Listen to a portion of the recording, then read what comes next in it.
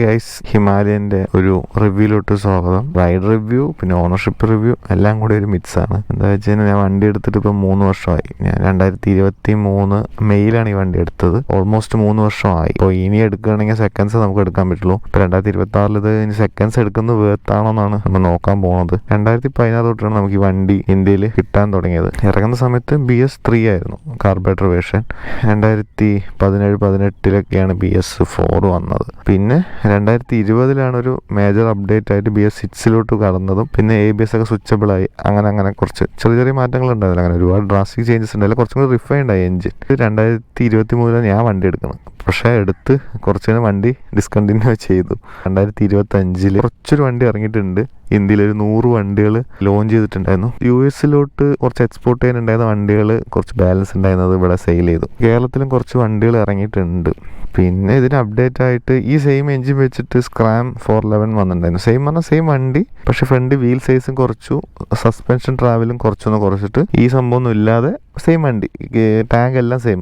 അതായത് ഇവിടെ നിന്ന് ഇങ്ങോട്ട് പക്ക സെയിമും ഇതൊന്ന് കുറച്ച് മാറ്റിയിട്ട് ഇതിങ്ങനെ സംഭവങ്ങളൊക്കെ ചെയ്തിട്ട് സ്ക്രാമ്പ് 440 ശരിക്കും ഇതിൻ്റെ ഒരു അപ്ഡേറ്റ് വേർഷനാണ്. പിന്നെ എഞ്ചിനിലോട്ട് വരുമ്പോൾ സിംഗിൾ സിലിണ്ടർ എഞ്ചിനാണ്, 411 cc വരുന്ന എഞ്ചിനാണ്. പിന്നെ ഇതിന് കൂളിംഗ് സിസ്റ്റം എന്താ വരുന്നത് വെച്ചാൽ ഓയിൽ കൂളിംഗ് ആണ്. Oil cooling means air with oil നമ്മുടെ വേണ്ടില്ല, ചെറിയൊരു റേഡിയേറ്റർ ഉണ്ട് സൈഡിൽ. ഇപ്പം എഞ്ചിൻ ഓയിൽ ഇതിയെ കയറി ഇവിടെ വന്ന് എയർ അടിക്കുമ്പോഴും കൂളാവും. പിന്നെ ഓൾറെഡി ഇതിലും ഫിങ്സ് ഒക്കെ ഉണ്ടല്ലോ, അപ്പോൾ കൂളാവാൻ വേണ്ടിയിട്ടാണ് ഈ ഒരു സെറ്റപ്പ്. ബേസിക് സെറ്റപ്പാണ്, പക്ഷേ ഒരുപാട് കോംപ്ലിക്കേഷൻസ് ഒന്നുമില്ല. പക്ഷെ കുഴപ്പമില്ല, നല്ല ടോർക്കാണ്. ടോർക്ക് പറഞ്ഞാൽ നമ്മൾ കൈ കൊടുത്താൽ അപ്പോൾ തന്നെ വണ്ടി നന്നായി കയറും. ഹീറ്റിംഗ് അത്യാവശ്യമാണ്, പക്ഷെ റണ്ണിങ്ങിൽ നമുക്കതൊന്നും അങ്ങനെ അത്ര ബാധിക്കില്ല. സിറ്റിയിലൊക്കെയാണ് ബാധിക്കുള്ളൂ. പിന്നെ നമ്മൾ ഈ വണ്ടി എടുത്തിട്ട് സിറ്റി റൈഡ് എന്തായാലും പോവില്ല. നമ്മൾ എന്തായാലും എടുത്ത് കഴിഞ്ഞാൽ ലോങ് എന്തായാലും പോകും. നിങ്ങൾ അതുകൊണ്ട് ടെൻഷനാണ്. വണ്ടി എടുത്താൽ നിങ്ങൾ ലോങ് പോകും. 15 ലിറ്റർ പെട്രോൾ കയറും. അപ്പോൾ നമുക്ക് 400 കിലോമീറ്റർ സുഖമായിട്ട് ടൂർ ചെയ്യാൻ പറ്റും. വീല് വരുന്നത് ഇങ്ങനെ സ്പോക്ക് വീൽസ് ആണ്, ട്യൂബ് ടൈപ്പാണ് വരിക. അതുകൊണ്ട് കുറച്ച് പഞ്ചർ കിട്ടിയ കുറച്ച് ഷോവാണ്. ഈ ടയർ ഞാൻ വണ്ടി കമ്പനി ടയറാണ്. വണ്ടി എടുത്തപ്പോൾ ഉള്ള ടയറായിരുന്നു, സിയറ്റിൻ്റെ. മാറ്റാറായി 20,000 കിലോമീറ്റർ ആയിട്ടുണ്ട് വണ്ടി. അതിൽ ബാക്കത്തെ ടയർ ഞാൻ ഒരിക്കൽ മാറ്റിയതാണ്.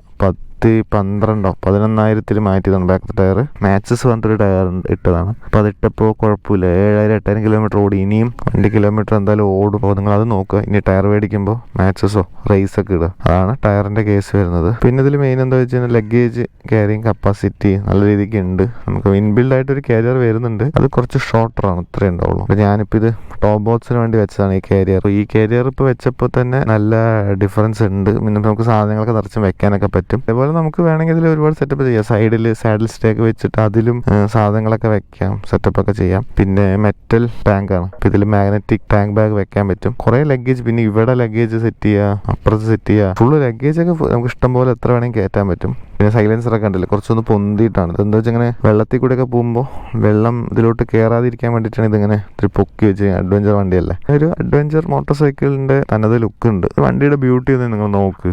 വണ്ടി എത്ര സ്റ്റൈലാണ്. ഡുക്കാട്ടിയുടെ കുറച്ച് വണ്ടികൾ ഡിസൈൻ ചെയ്ത ആൾ തന്നെയാണ് ഇത് ഡിസൈൻ ചെയ്തിരിക്കുന്നത്. അതുകൊണ്ടാണ് തോന്നുന്നത് എനിക്ക് ഇത്രയും പെർഫെക്റ്റ് ആയിട്ട് ഫീൽ ചെയ്യണം. വണ്ടി നല്ല ഫിനിഷിംഗ് ഉണ്ട്. മൊത്തത്തിൽ റിലയബിൾ കുറച്ച് ഇഷ്യൂസ് ഉണ്ടെങ്കിലും വണ്ടിയുടെ ലുക്കൊക്കെ പെർഫെക്റ്റ് ആണ്. അതിലൊരു കോംപ്രമൈസ് ഇല്ല. നമ്മൾ ആദ്യം ഓടിച്ച് നോക്കുന്നതിന് മുന്നൊക്കെ നമ്മൾ ഈ ലുക്കിലാണല്ലോ നമ്മൾ വീഴുക. ലുക്കിൽ ഇത് ഓൾറെഡി ഞാൻ വീണു. പിന്നെ കളേഴ്സ് ഇങ്ങനെ കുറച്ച് കളേഴ്സൊക്കെ ഉണ്ട്. ബ്ലാക്ക് ഉണ്ട്, കുറച്ച് കളേഴ്സ് തന്നെ ഉള്ളൂ. പിന്നെ ഒന്ന് 2023 ഞാൻ 23 എടുക്കുന്ന സമയത്ത് 2-3 കളർ വന്നിട്ടുണ്ടായിരുന്നു. ബ്ലൂവും പിന്നെ ഡെസേർട്ടിൻ്റെ കളർ. അത് അത്രയ്ക്ക് നേരിട്ട് അത്ര നന്നായിട്ട് എനിക്ക് നന്നായി ഫീൽ ചെയ്തില്ല. ബ്ലാക്ക് നല്ലതാണ്. പിന്നെ എനിക്ക് വൈറ്റ് ഇഷ്ടമാണ്, പഴയ വൈറ്റിൽ. അതും നല്ല കളറാണ് ശരിക്കും. ഇത് ഫുൾ ബ്ലാക്ക് ആണിത്. മോഡിഫിക്കേഷൻ ചെയ്തിരിക്കുന്ന ഈ ഹാൻഡ് ഗാർഡും ക്രാഷ് ഗാർഡ് കമ്പനിയുടെ വെച്ചിട്ടുണ്ട്. പിന്നെ ഈ മാസ്റ്റർ സിലിണ്ടർ ഗാർഡും കമ്പനിയുടെ വെച്ചു. പിന്നെ ഈ ടോപ്പ് ബോക്സും വെച്ചിട്ടുണ്ട്. പിന്നെ ഈ സീറ്റും വണ്ടിയുടെ തന്നെ ടൂറിംഗ് സീറ്റ് വരുന്നുണ്ട്. അതിലോട്ടൊന്ന് അപ്ഗ്രേഡ് ചെയ്തതാണ്. അതാണ് ഇതിൻ്റെ മോഡിഫിക്കേഷൻ ചെയ്തിരിക്കുന്നത്. പിന്നെ വേറെ കൂടുതലൊന്നും ചെയ്തിട്ടൊന്നുമില്ല. പിന്നെ കുറേ ഓൾഡ് സ്കൂളാണ്. അങ്ങനെ പുതിയ ടെക്നോളജി അങ്ങനെ ഒരുപാടൊന്നുമില്ല. മീൻസ് ഇപ്പോൾ LED ലൈറ്റ് പിന്നെ അങ്ങനെ ഒന്നുമില്ല. ഹാലജനാണ്, പക്ഷെ അത് ഓക്കെയാണ്. നമുക്ക് അങ്ങനെ അത്ര പ്രശ്നമില്ല. എന്തായാലും നമുക്ക് LED ആണെങ്കിൽ ഓക്സിലറി ലൈറ്റ് വേണ്ടി വരും. ഇതിനും ഓവർ നൈറ്റ് റൈഡ് ചെയ്യണമെന്നുണ്ടെങ്കിൽ ഒരു ഓക്സിലറി ലൈറ്റ്സ് എന്തെങ്കിലും വേണം. ഓൾഡ് സ്കൂൾ എന്ന് ഉദ്ദേശിച്ചത് ചിലർക്ക് ആ ക്യാരക്ടർ ഭയങ്കര ഇഷ്ടമായിരിക്കും. ഈ ഇൻഡിക്കേറ്റേഴ്സിന്റെ ഷേപ്പ്, ആ ഹെഡ്ലൈറ്റിന്റെ റൗണ്ട് ഷേപ്പ്, ബാക്കിലുള്ളത് ചെറിയ ബിറ്റ് ആണെങ്കിൽ നല്ലതാണ്. ടാങ്ക് ആണെങ്കിലും ഹഗ് ചെയ്യാനൊക്കെ അടിപൊളിയാണ്. ടൂറിംഗ് സീറ്റിന്റെ എന്താ ഗുണം വെച്ച് കഴിഞ്ഞാൽ കുറച്ചൊന്ന് ഹാർഡാണ്. ഹാർഡ് പറഞ്ഞാൽ മറ്റേനെ കമ്പയർ ചെയ്യുമ്പോൾ അത് നല്ല സോഫ്റ്റ് ആണ്. നമ്മൾ കൈവച്ചതിന് ഉള്ളിക്ക് പോകും. ഇതിലൊരു ജെൽസിന്റെ പാഡ് ഉണ്ട് ചെറിയ. ഇത് ഞാൻ ഹൈലി റെക്കമെൻഡഡ് ആണ് എല്ലാവർക്കും. ഹിമാലയനുള്ളവരെല്ലാവരും ഈ സീറ്റ് ഒന്ന് ട്രൈ ഔട്ട് ചെയ്യണം. ട്രൈ ഔട്ട് ചെയ്ത് നോക്ക് ജസ്റ്റ്. നമുക്കപ്പോൾ വണ്ടിയിൽ കയറി ഇരുന്നിട്ട് ബാക്കി പറഞ്ഞുതരാം. പിന്നെ നമ്മൾ കയറി ഇരിക്കുമ്പോൾ തന്നെ നമുക്ക് എങ്ങനെ വെച്ച് കഴിഞ്ഞാൽ ഭയങ്കര കംഫർട്ടായ ഒരു പൊസിഷനാണ്. ഫുഡ് റെസ്റ്റൊക്കെ ആണെന്നുണ്ടെങ്കിലും കറക്റ്റ് സ്ട്രെയിറ്റ് ആണ്. അപ്പോൾ നമുക്കിങ്ങനെ കാലൊക്കെ ഇങ്ങനെ നമുക്ക് ചെയറിൽ പക്ക ഇരുന്ന് പോകുന്നൊരു ഫീലാണ്. നമ്മൾ സ്ട്രെയിറ്റ് ആയിട്ട് ഇരിക്കുന്ന പോലെയാണ്. അപ്പോൾ നമുക്ക് ഭയങ്കര കംഫർട്ട് ഭയങ്കര കൂടുതലാണ് ശരിക്കും. വണ്ടിയുടെ ശരിക്കും പ്ലസ് പോയിന്റ് എന്താ വെച്ച് കഴിഞ്ഞാൽ കംഫർട്ടാണ്. കംഫർട്ട് പ്ലസ് ആ ഒരു ടോർക്കും, അതിനാണ് എല്ലാവരും ഈ വണ്ടി എടുക്കുന്നത്. നിങ്ങളെ ആരെടുത്ത് ചോദിച്ചാലും അതിനാരും ഒരു നെഗറ്റീവ് പറയില്ല. വണ്ടി ഇഷ്യൂസ് ഉണ്ട് കേട്ടോ ഒരുപാട്, മറ്റേ എൻജിൻ ഇഷ്യൂസ്. അതൊന്നും ഞാൻ റിലയബിലിറ്റി ഇഷ്യൂസ് അല്ല പറയുന്നത്. ചെറിയ 2 ഗ്ലാസ് ഉണ്ട്, കാണാൻ നല്ലതാണ്. പക്ഷെ ഇത് അത്ര വിസിബിലിറ്റീസ് ഒരുപാടില്ല, ശരിക്കും കുറവാണ് ശരിക്കും. പക്ഷെ അഡ്ജസ്റ്റ് ചെയ്ത് കൊണ്ടുപോകും, അത്രേ ഉള്ളൂ. പിന്നെ ക്ലച്ചൊക്കെ നല്ല ഒരു അത്യാവശ്യം ടൈറ്റാണ്. പക്ഷെ നമുക്കിതിൽ വെറുതെ ഗിയർ മാറ്റേണ്ട ആവശ്യം കുറവാണ് ശരിക്കും. നമ്മളൊരു ട്രാഫിക്കിലാണെങ്കിലും സെക്കൻഡിൽ തന്നെ വണ്ടി അത്യാവശ്യം പോകും. അപ്പോൾ നമുക്ക് അങ്ങനെ ഗിയർ മാറ്റേണ്ട ആവശ്യം വരില്ല. ക്ലച്ച് അത്ര സ്വിച്ച് ചെയ്യേണ്ട ആവശ്യം പെട്ടെന്നൊന്നുമില്ല. ഒരു ഗിയർ ലൈൻ അങ്ങനെ കയറിപ്പിക്കോളും. ഇതൊക്കെ ബേസിക്സ് ആണ്, ഒന്നുമില്ല കൂടുതലായിട്ട് അലങ്കാരങ്ങളൊന്നുമില്ല. ഇലക്ട്രോണിക്സും കുറവാണ്, ആകെ അതിൽ ഈ ABS മാത്രമേ ഉള്ളൂ, വേറെ ഒന്നുമില്ല. ABS നമുക്കിവിടെ സ്വിച്ച് ഓഫ് ആക്കാൻ പറ്റും. പിന്നെ എല്ലാവരും ചോദിച്ചത് ഈ ഹോണ്ടയുടെ കീ ചെയിൻ മാറ്റിക്കൂടെ എന്നൊക്കെ. ഇതിട്ടത് കൊണ്ടാണ് വണ്ടിക്ക് അത്ര കംപ്ലൈൻറ്റ് വരാത്തത്. ഇത് മാറ്റിക്കഴിഞ്ഞാലേ, ഹോണ്ടയുടെ ഇത് മാറ്റിക്കഴിഞ്ഞാൽ വണ്ടി ഫുൾ കംപ്ലൈൻ്റ് ആവും. അല്ല കേട്ടോ, ഇത് സംഭവം എന്താ വെച്ച് കഴിഞ്ഞാൽ ഞാൻ കുറേ കീ ചെയിനൊക്കെ എനിക്ക് കുറേ കീ ചെയിനൊക്കെ ഇഷ്ടമാണ്. പക്ഷേ എന്തിട്ടാലും ഇതിവിടെ ഇങ്ങനെ ഇടുമ്പോൾ ഇവിടെയൊക്കെ മെറ്റൽ ടൈപ്പുള്ള കീ ചെയിനൊക്കെയല്ലേ കൂടുതലും വരുന്നത്. മെറ്റൽ പറഞ്ഞാൽ അതിലിങ്ങനെ കുറേ സാധനങ്ങളൊക്കെ ഉണ്ടാവും. അപ്പോൾ ഈ സാധനം ഇവിടെയൊക്കെ ഇട്ട് വരഞ്ഞ് ഇവിടുത്തെ പെയിൻ്റൊക്കെ വേഗം പോവും. പിന്നെ ഈ കിടന്നിങ്ങനെ വരയുന്ന സൗണ്ടൊക്കെ ഉണ്ടാവും. അപ്പോൾ ഇങ്ങനത്തെ കീ ചെയിൻ ആകുമ്പോൾ ഇത് ക്ലോത്ത് മെറ്റീരിയലല്ലേ, ഇത് എവിടെ വരയാനൊന്നും ഇല്ലല്ലോ. അതുകൊണ്ടാണ് ഞാൻ ഇങ്ങനത്തെ കീ ചെയിൻ ഇട്ടത്. വണ്ടിയുടെ മീറ്ററിലോട്ട് വരികയാണെന്നുണ്ടെങ്കിൽ ഇവിടെ ഒരു ട്രിപ്പർ നാവിഗേറ്റർ ഉണ്ട്. ഇതിൽ നമുക്ക് ലൊക്കേഷൻ ഇട്ട് കഴിഞ്ഞാൽ ടേൺ ബൈ ടേൺ ഇൻഡിക്കേഷൻ ഇതിൽ വരും. പിന്നെ ഇവിടെ ടാക്കോമീറ്റർ ഉണ്ട്, ഇവിടെ ഗിയർ പൊസിഷൻ ഇൻഡിക്കേറ്റർ ഉണ്ട്. ഇവിടെ മുന്നത്തെ മോഡൽസ് എല്ലാം ഇവിടെ കോമ്പസിൻ്റെ ആയിരുന്നു, പക്ഷെ അതിപ്പോൾ മാറിയിട്ട് ഗിയറിൻ്റെ ഇൻഡിക്കേഷനായി. മുന്നത്തെ വണ്ടിയിൽ ഗിയർ ഇൻഡിക്കേഷൻ ഈ സൈഡായിരുന്നു, അതിന് അവിടെ ഇപ്പോൾ റിമൂവ് ചെയ്തിട്ട് അത് ഇവിടേക്ക് ആക്കിയിട്ടുണ്ട്. പിന്നെ ഫ്യൂൽ ഗേജ് ഉണ്ട്, സ്പീഡോമീറ്റർ ഉണ്ട്, അത് മൈൽസിലും ഉണ്ട്, കിലോമീറ്ററും ഉണ്ട്. പിന്നെ താഴെ നമ്മുടെ കിലോമീറ്റർ, പിന്നെ trip A trip B. Metre എനിക്ക് ഭയങ്കര ഇഷ്ടമാണ്. ഇതുപോലത്തെ മീറ്ററൊന്നും ഇപ്പം ഇല്ല വേറെ വണ്ടികൾ. ഇതിൻ്റെ മീറ്റർ ഇഷ്ടമാണ്. പിന്നെ എനിക്ക് CBR 250 അങ്ങനത്തെ വണ്ടി, അതിൻ്റെ ഒരു മീറ്റർ ഉണ്ട്. അതെല്ലാം എത്ര അടിപൊളി അറിയാം. ഇപ്പോഴത്തെ വണ്ടികളെല്ലാം ഡിജിറ്റലായപ്പോൾ അതിൻ്റെ ഒരു ഫീൽ ഇല്ല, ഫുൾ ഒരു ഇലക്ട്രോണിക് സെറ്റപ്പ് അല്ലേ. ഇത് നോക്ക്, ഇത് ഡിജിറ്റലും ഉണ്ട്. പിന്നെ നമുക്കിവിടെ അനലോഗും ഉണ്ട്. അനലോഗൊക്കെ അതിൻ്റെ ആ ഒരു ഫിസിക്കലായിട്ട് മൂവ് ചെയ്യുന്നത് അത് എല്ലാവർക്കും ഇഷ്ടപ്പെടുന്നില്ല, പക്ഷേ നല്ലതാണ്. നമുക്ക് രണ്ടും ഉണ്ട്, ഡിജിറ്റലും ഉണ്ട്, ഇതുമുണ്ട്. നമുക്കപ്പോൾ ഇതിൻ്റെ അപ്പോൾ ഇവിടെ ടേൺ ബൈ ടേൺ ഇൻഡിക്കേറ്ററും കൊടുക്കുന്നുണ്ട്. ഇതെന്താ വേണ്ടത്, നമുക്കിതിൽ ഇനി കൂടുതലൊന്നും ആവശ്യമൊന്നുമില്ല. വേറെ കൂടുതലായിട്ടുള്ള വേറെ സംഭവങ്ങളൊന്നും നമുക്ക് വേണ്ട. ഓക്കെ, അപ്പോൾ നമുക്ക് വണ്ടി ഓടിച്ചുകൊണ്ട് ബാക്കി കാര്യങ്ങളൊക്കെ സംസാരിക്കാം. വണ്ടിയുടെ മെയിൻ ഒരു പോസിറ്റീവ് എന്താ പറയുക വെച്ച് കഴിഞ്ഞാൽ കംഫർട്ടാണ്. ഇങ്ങനെയുള്ള റോഡുകളൊക്കെ പോകുമ്പോൾ ജസ്റ്റ് ഒന്ന് എണിച്ചു കൊടുത്താൽ മതി, വണ്ടി ഇങ്ങനെ എടുത്തോളും. നമ്മളൊന്നും അറിയണ്ട, അത്രയും സ്റ്റേബിളാണ് വണ്ടി. ഇപ്പോൾ ജസ്റ്റ് ചുമ്മാ എണിച്ചു കൊടുത്തു കഴിഞ്ഞാൽ വണ്ടി ഇങ്ങനെ കയറി പൊയ്ക്കുള്ളതാണ്. അപ്പോൾ സെക്കൻഡ് ഗിയറിലാണ് വണ്ടി വലിച്ച്, നമുക്ക് ഗിയർ ഡൗൺ അങ്ങനെ ചെയ്യേണ്ട ആവശ്യമൊന്നുമില്ല. കൊടുത്താൽ അപ്പം കയറും, കൊടുത്താൽ അപ്പം തന്നെ കയറും. അപ്പോൾ ഈ ഗട്ടറൊക്കെ വരുമ്പോൾ നമ്മൾ ചുമ്മാ എണിച്ചു കൊടുത്താൽ മതി. ഇതാണ് വണ്ടിയുടെ മെയിൻ ഹൈലൈറ്റ്. കംഫർട്ട് പ്ലസ് ഈ റൈഡിൻ്റെ ഒരു കിട്ടുന്ന ഈ പവർ കണ്ടല്ലേ. 32 റേഞ്ചിലൊക്കെ മൈലേജ് കിട്ടും. 32 to 34 അങ്ങനെയൊക്കെ മൈലേജ് എന്തെങ്കിലും കിട്ടും നമ്മൾ ഹൈവേ യൂസൊക്കെ ചെയ്യുകയാണെന്നുണ്ടെങ്കിൽ.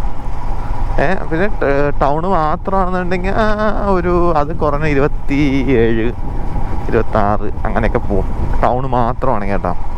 സർവീസ് എക്സ്പെൻസ് വരുമ്പോൾ ഒരു സർവീസിന് ഏകദേശം 3000 രൂപ നമുക്ക് ആവറേജ് കണക്ക് കൂട്ടാം. വർഷത്ത് 2 സർവീസ് വരും, 3000 ഒരു 6000 രൂപ വരും സർവീസിന്. വളരെ ആവറേജ് ആണ് കേട്ടോ. ഇതൊന്ന് കുറച്ച് കൂടാം, ചിലപ്പോൾ കുറച്ച് കുറയാം, നമ്മുടെ പാർട്സ് ചേഞ്ച് ചെയ്യുന്ന പോലെ. അപ്പോൾ ഇയർലി ഒരു 6000 രൂപ വരും. അത് കൂടാതെ എന്തായാലും ഒരു ടയർ എന്തായാലും ഒരു വർഷം മാറ്റേണ്ടി വരും ഏകദേശം, ഞാനൊരു കണക്ക് പ്രകാരം. എന്താ വെച്ച് കഴിഞ്ഞാൽ ബാക്കത്തെ ടയർ അത്ര ലൈഫ് കിട്ടില്ല ഇപ്പോൾ നമ്മുടെ സിയറ്റൊക്കെ ആണെങ്കിൽ. അല്ലെങ്കിൽ മറ്റേ ടയർ ആണെങ്കിൽ ഒരു 20,000 അടുത്ത് കിട്ടും. പുതിയ വേറെ ഞാൻ മാച്ചസിൻ്റെ കിട്ടാൻ ഒരു 16,000 to 20,000 കിട്ടും. അപ്പോൾ നമ്മൾ നന്നായി ഓടുന്നുണ്ടെങ്കിൽ നിങ്ങൾ അതിനനുസരിച്ച് ടയറിൻ്റെ എക്സ്പെൻസൊക്കെ നോക്കുക. സർവീസ് ഇതിനെയാണ് ആവറേജ് വരിക. മൈലേജ് ഞാൻ പറഞ്ഞല്ലോ 32 കിട്ടും, മാക്സിമം ആണ് 32 കിട്ടിയിരിക്കുന്നത്. എനിക്ക് ഹൈവേയിലൊക്കെ നല്ല രീതിക്ക് ഓടിച്ചിട്ട് മെല്ലെ ഓടിച്ചിട്ട് ഇതിങ്ങനെ ഓടിച്ചിട്ടാണ് എനിക്ക് അത്ര കിട്ടുക, 32, 33 കിട്ടിയിരിക്കുന്നത്. അപ്പോൾ ഹൈവേയിലൊക്കെ ഓടുമ്പോൾ 6 മൈലേജ് കിട്ടും. പിന്നെ ലോക്കൽ ഓടുമ്പോൾ അതിൻ്റെ അപ്പോൾ അത് നിങ്ങൾ നോക്ക്, നിങ്ങളുടെ എക്സ്പെൻസ് നിങ്ങൾക്ക് താങ്ങുമോ എന്നുള്ളത്, നിങ്ങൾ എക്സ്പെൻസ് നിങ്ങൾക്കത് മീറ്റ് ചെയ്യാൻ പറ്റുമെന്നുള്ളത് നിങ്ങൾ നോക്കുക. 100-ലൊക്കെ ക്രൂസ് ചെയ്യാൻ പറ്റും. സിംഗിളായിട്ട് പോകുകയാണെന്നുണ്ടെങ്കിൽ കുഴപ്പമൊന്നുമില്ല. കംഫർട്ടായിട്ട് 90-100-ഒക്കെ, ഒരു 80-100 അത്യാവശ്യം പിടിക്കാം. അത്ര വൈബ്രേഷൻസ് ഒന്നുമില്ല. നോർമൽ ഒരു ഹാൻഡിൽ ബാറും ഇതൊക്കെ ചെറിയൊരു ബസ്സുള്ളൂ. പക്ഷെ അതങ്ങനെ അത്ര അങ്ങനെ പറയത്തക്ക വൈബ്രേഷൻ ഒന്നുമല്ല. പിന്നെ ബ്രേക്കിങ്ങിനെ കുറിച്ച് പറയണം. ബ്രേക്കിങ് കുറച്ച് ശോകമാണ്. ഇതിന് എൻജിൻ ബ്രേക്കിംഗ് പ്ലസ് ഫ്രണ്ട് ബ്രേക്കാണ് എഫക്റ്റീവായിട്ട് വർക്കാവുള്ളൂ. ബാക്ക് ബ്രേക്കൊക്കെ അത്ര പോരാ, ചുമ്മാ സ്ലോ ആക്കാനോ യൂസ് ചെയ്യാൻ പറ്റില്ല ചെറുതായിട്ട്.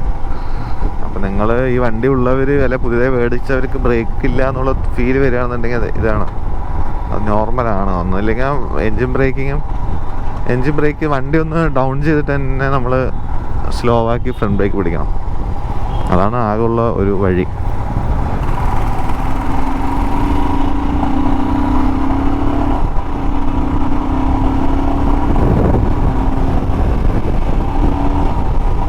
ല്ലേ നമുക്കൊരു 100-ലൊക്കെ ഇങ്ങനെ ക്രൂസ് ചെയ്യാൻ പറ്റും ഒരു ദിവസം. നമുക്ക് വേണമെങ്കിൽ ഈ സ്പീഡിൽ തന്നെ ക്രൂസ് ചെയ്യാം. അത്യാവശ്യം കൺട്രോളൊക്കെ ഉണ്ട് കേട്ടോ. അങ്ങനെ കൺട്രോൾ അങ്ങനെ പോവുമല്ല, ഇങ്ങനെ നമുക്ക് ക്രൂസ് ചെയ്യാൻ പറ്റും. ഗട്ടറും മറ്റേ ചെറിയ കുഴിയൊന്നും പ്രശ്നമില്ല, നമുക്ക് ചുമ്മാ ഇടിച്ചു കൊടുത്താൽ മതി. 80, 90, 100 ഇങ്ങനെ നമുക്ക് പറപ്പിച്ച് പോവാം.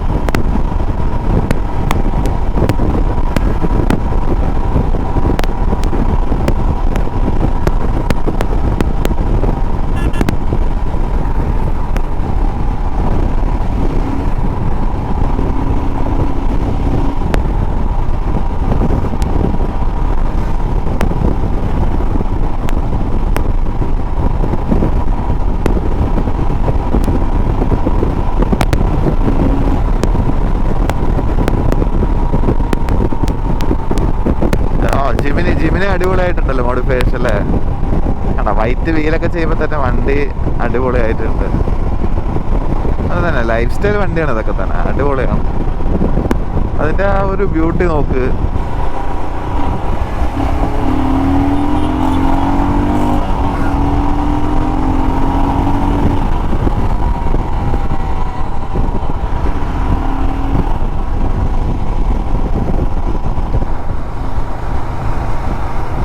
ഈ ബട്ടൺസ് ഒക്കെ ഭയങ്കര ഹാർഡാണ് കേട്ടോ പ്രസ് ചെയ്യാൻ.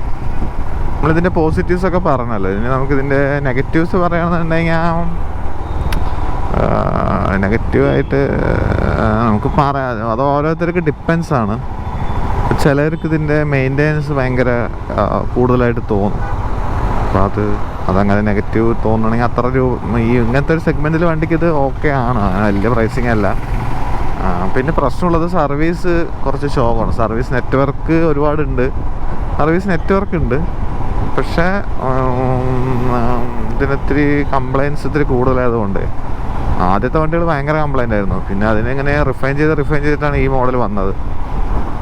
ഇതിൽ അത്യാവശ്യം കുറവാണ്, പക്ഷേ ഇതേപോലെ സർവീസ് സെൻറ്ററിൽ ഓരോരോ അഡ്ജസ്റ്റ്മെൻറ്റ് കാര്യങ്ങൾ, അതായത് ഇതിന് എൻജിൻ നോയ്സ് ഇത്തിരി കൂടുതലാണ്. പറഞ്ഞ പോലെ എൻജിൻ അത്ര റിഫൈൻഡ് ഒന്നും അല്ല. അപ്പോൾ നമ്മളത് കറക്റ്റായി മെയിൻറ്റെയിൻ ചെയ്തില്ല എന്നുണ്ടെങ്കിൽ എൻജിൻ്റെ പണികൾ വരും, ഹെഡ് കാര്യങ്ങളൊക്കെ പണി വരും. നോക്കുമ്പോൾ അപ്പോൾ നോക്കി എടുക്കണം. എൻജിൻ സൗണ്ടുള്ള വണ്ടികളൊക്കെ എടുത്തു കഴിഞ്ഞാൽ, ഒരുപാട് എൻജിൻ്റെ സൗണ്ടും കാര്യങ്ങളൊക്കെ ഉള്ള വണ്ടി എടുത്തു കഴിഞ്ഞാൽ വണ്ടി പണി എക്സ്പെൻസുകൾ ഒരുപാട് വരും. അതിന് മാറ്റണം, ഹെഡ് മാറ്റണം എന്നൊക്കെ പറഞ്ഞാൽ ഒരുപാട് പൈസയാവും.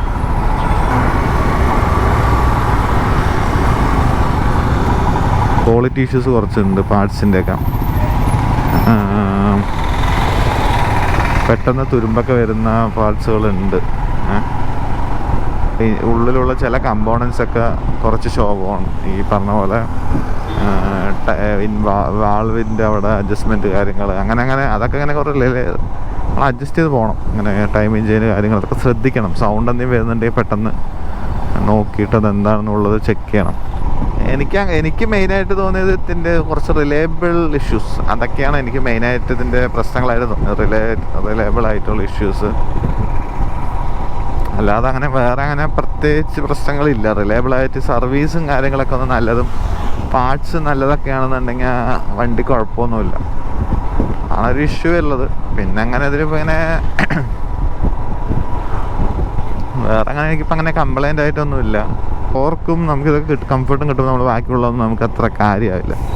അല്ല, എൻ്റെ ഒരു റൈഡിങ് സ്റ്റൈൽ ഇത് ഓക്കെയാണ്, അതാണത്. നമുക്ക് തന്നെ ഇടയ്ക്ക് ഞാനിങ്ങനെ കൈ കൊടുക്കുള്ളൂ. കൈ കൊടുക്കുമ്പോൾ നമുക്ക് ആ പവർ കൈ കിട്ടും. കണ്ടില്ലേ, ടൗൺ യൂസിന് ഫ്ലിക്ക് ചെയ്യാനൊക്കെ കുറച്ച് ബുദ്ധിമുട്ടാണ്.